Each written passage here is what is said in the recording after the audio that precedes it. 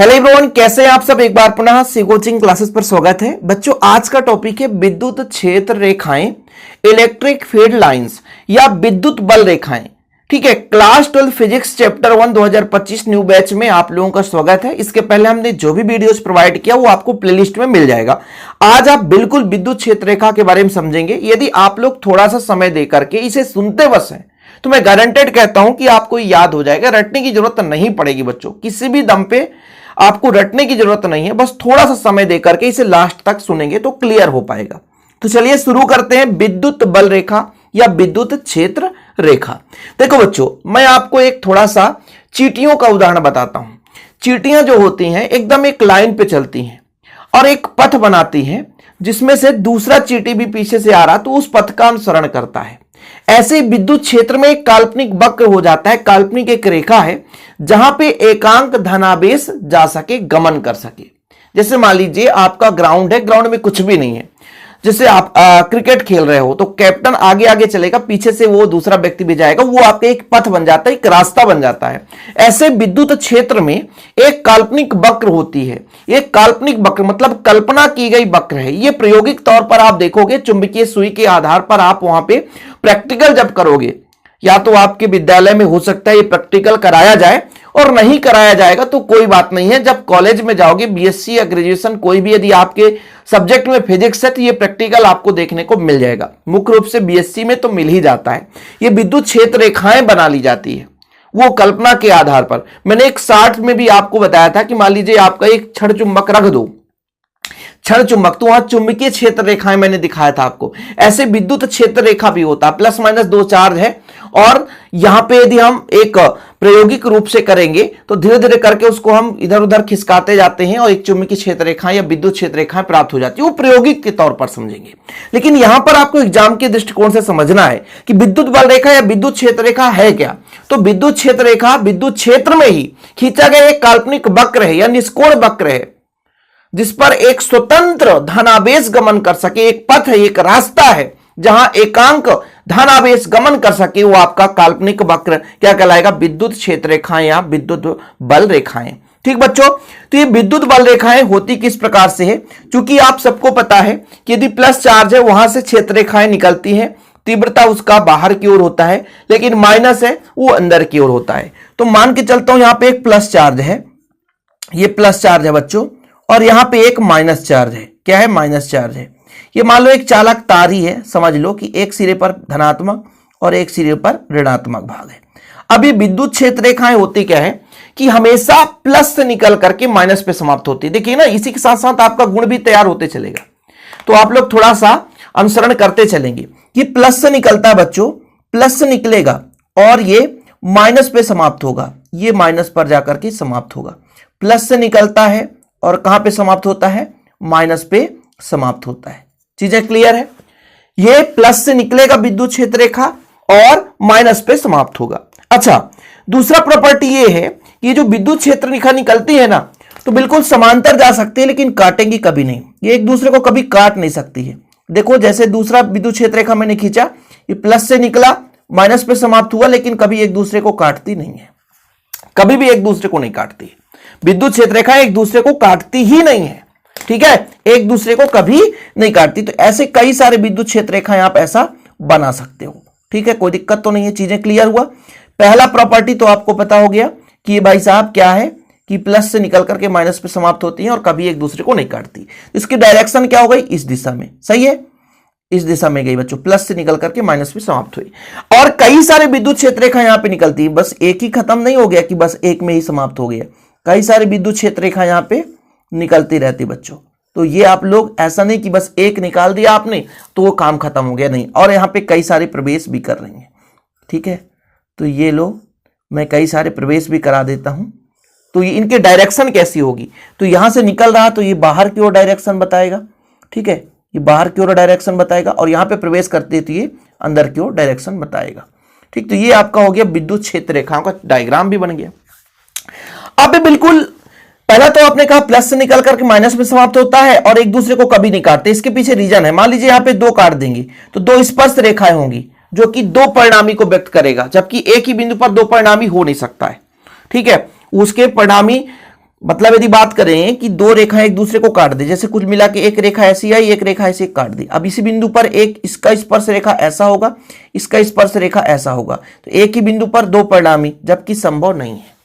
यदि आपके विद्युत क्षेत्र की बात करें, विद्युत क्षेत्र रेखा के किसी भी बिंदु पर यदि स्पर्श रेखा खींच दें, स्पर्श रेखा खींचते हैं, तो उस बिंदु पर परिणामी विद्युत क्षेत्र की दिशा को प्रदर्शित करता है। ठीक है, जैसे मैंने कहा कि यहां पर मान लीजिए एक स्पर्श रेखा खींचूं, तो इसका स्पर्श रेखा कुछ इस प्रकार से होगा। तो ये इस बिंदु के लिए ये तीव्रता का दिशा बताता है। क्या बताता है बच्चों? तीव्रता का दिशा। यानी जो विद्युत क्षेत्र रेखाएं हैं, इसके किसी भी बिंदु पर यदि स्पर्श रेखा खींचेंगे तो वो उस बिंदु पर परिणामी विद्युत क्षेत्र की दिशा को बताता है। ठीक है, कोई दिक्कत तो नहीं है। अब ये जो विद्युत क्षेत्र रेखाएं होती है ना बच्चों, ये मान लीजिए बाहर तो चलती हैं, है ना, प्लस से निकलकर माइनस पे समाप्त होती है, लेकिन चालक के अंदर ये प्रवाह नहीं होती, चालक के अंदर प्रवाह नहीं होती। तो अंदर यदि हम विद्युत क्षेत्र की बात करेंगे तो अंदर विद्युत क्षेत्र शून्य होगा। इसलिए कहते हैं ना, जैसे खोखला चालक है, बाहर आवेश है, लेकिन उसके अंदर कोई कहे विद्युत क्षेत्र कितना होगा, तो गोलीय चालक के अंदर विद्युत क्षेत्र शून्य होता है। अंदर किसी प्रकार से कोई आवेश नहीं होता है, ना तो वहां विद्युत क्षेत्र रेखाएं गमन करती हैं। इसलिए किसी भी चालक के अंदर आपका आवेश भी नहीं रहता और ना तो वहां पे विद्युत क्षेत्र होती है। इसलिए खोखले गोले के अंदर यदि कभी भी विद्युत क्षेत्र की बात की जाए तो वो शून्य ही रहेगा। ठीक है बच्चों, चीजें क्लियर है? बार बार रिपीट क्यों करता हूं? क्योंकि यहां पे आपको क्लियर होता चले। पहला, प्लस से निकल करके माइनस में समाप्त होती है ना, बाहर विद्युत क्षेत्र रेखाएं चलते लेकिन अंदर प्रवेश नहीं करती, दूसरा हो गया। तीसरा हो गया आपका, ये कभी एक दूसरे को प्रतिच्छेद नहीं करती। चौथा आप लोग लिख लेना कि ये हमेशा लंबवत निकलती है, जहां से निकलेगी लंबवत निकलेगी और 90 डिग्री पर ही प्रवेश करती है। लंबवत निकलती है बच्चों और लंबवत ही प्रवेश करती है। कितने गुण तैयार करना है? 5-6 गुण तैयार करना है। और यदि मैं बात करूं कि इनकी प्रकृति की, तो ये लचकदार डोरी के समान होती है, लचकदार डोरी के समान, बिल्कुल सिंपल लचकदार डोरी, कहीं भी मुड़ जाती है ऐसे उसे, है ना, तो लचकदार डोरी के समान होती है। अगला पॉइंट ये है कि जहां पे मान लीजिए सघन विद्युत क्षेत्र रेखाएं हैं, वहां पर तीव्रता अधिक होगी।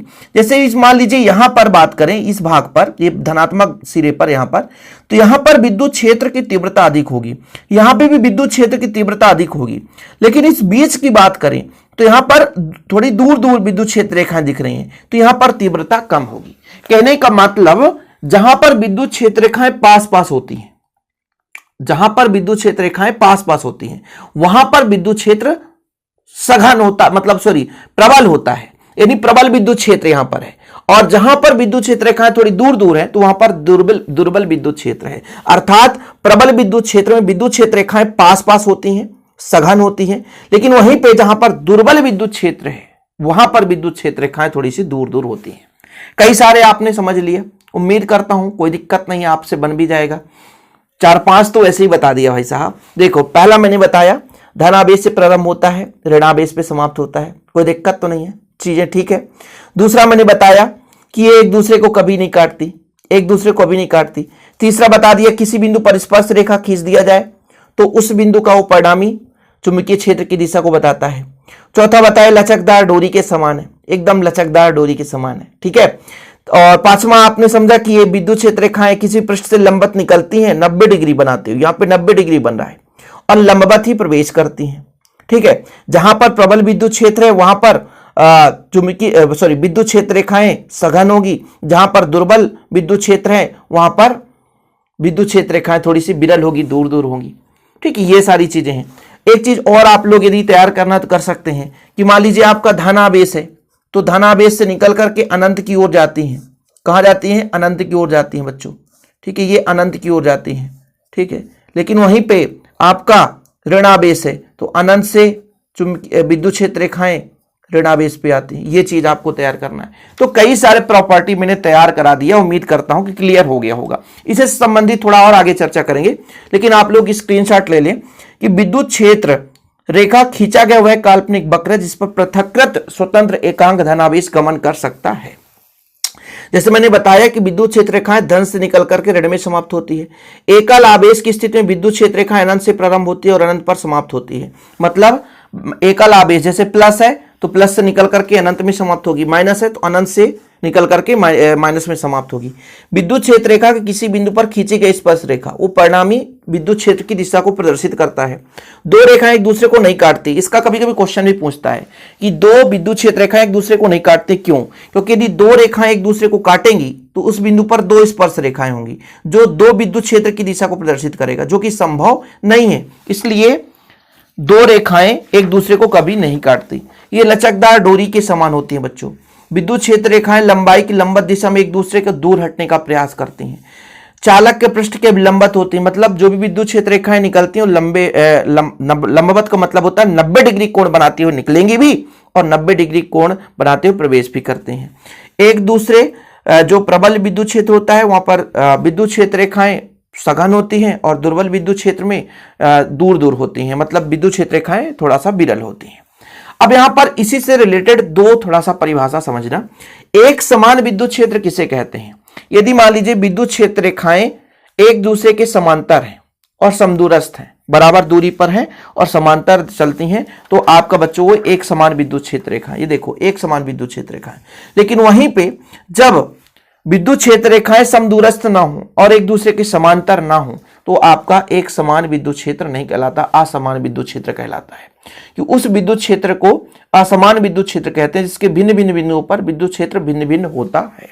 ठीक है, तो ये एक समान विद्युत क्षेत्र और असमान विद्युत क्षेत्र भी तैयार कर लेना, क्योंकि मैं ये चाहता हूं बच्चों की इस बार एक एक पॉइंट आपको क्लियर कराया जाए, कोई भी पॉइंट आपका छूटने ना पाए, ताकि आप लोगों को क्रम से समझाते चलूं। और इसके पहले जो भी वीडियोस प्रोवाइड किया है वो प्लेलिस्ट में क्रम से ही मिलेगा। तो आप लोग यदि चैनल पे पहली बार आए तो चैनल को सब्सक्राइब जरूर कर लें। फिलहाल अभी के लिए तो इतना ही, मिलते हैं अगले वीडियो के साथ। यदि आपको नोट्स लेना है तो बच्चों हाँ कॉन्टेक्ट नंबर मैं दे देता हूं अपना पर्सनल नंबर 9685299149। यह हमारे ऐप से भी ले सकते हैं, डिस्क्रिप्शन पे लिंक मिल जाएगा ऐप का, वहां से भी आप हमारा नोट्स बाय कर सकते हैं। जय हिंद, वंदे मातरम।